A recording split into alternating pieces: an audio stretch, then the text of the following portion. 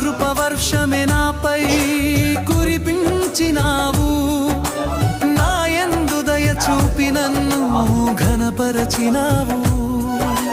నీ కృపవర్షమే నాపై కురిపించినావు, నా యందు దయ చూపి నన్ను ఘనపరచినావు.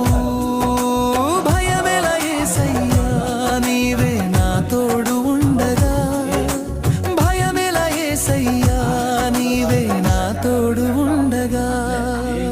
ఏమని వివరించెదను?